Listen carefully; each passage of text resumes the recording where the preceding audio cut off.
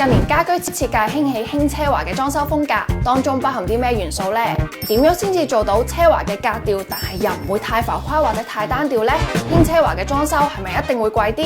有冇機會做到平裝呢？今次我哋就嚟到馬鞍山呢一個嘅居屋單位，等我哋一齊嚟問下設計師啦。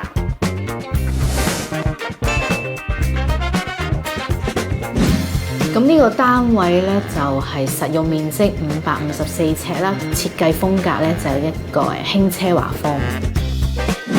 通常設計輕奢華嘅風格呢，有3大元素嘅。咁第一個就係用料啦，咁以呢個單位為例，電視機嘅牆身啦，我哋係用咗一個天然嘅大理石啦，作為一個單位嘅亮點啦。廳啊、房啊、地面啊，我哋都鋪設咗大理石嘅紋理啊。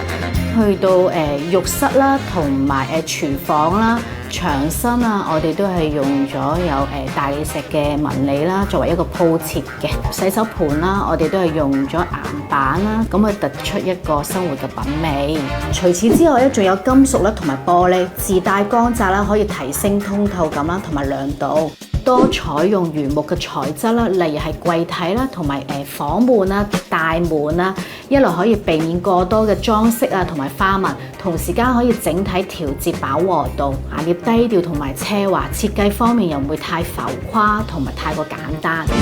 第二個咧就係配色方面啦，咁通常咧都會利用中性嘅顏色啦作為一個主調嘅，咁例如係香檳金啦、米白色啦、茶色啦等等，咁用一個低調嘅顏色啦，咁係比較襟睇嘅，而且不失格調。咁例如係響廁所門一個茶色嘅鏡面啦，飾櫃啦，咁啊用咗有茶色嘅玻璃啦，門框啊、櫃面啊、地腳線啊，甚至乎去到燈槽啊，都係有香檳金作為一個點綴。第三個方面咧就係燈光方面嘅運用啦，咁通常咧就係以櫃體啊或者係響吊燈啊、壁燈嘅運用啦，咁可以增加一個明亮度啦，同埋有一個溫暖嘅感覺。咁以呢個單位為例，我哋響下飯廳嘅位置啊、玄關啊、走廊啊，甚至乎去到睡房啊，我哋都加入咗有燈光嘅配合啦，咁可以帶出一個浪漫嘅氛圍。咁如果設計方面係輕奢華嘅風格啦，咁成本係高一啲嘅。咁佢貴在就係材料嘅成本啦，一個大理石嘅材質啦，同埋一啲金屬嘅配件方面。咁如果屋主係想降低個成本嘅，咁例如係大理石方面啦，就可以用仿雲石嘅膠板啊，咁個價錢都會爭幾萬蚊嘅。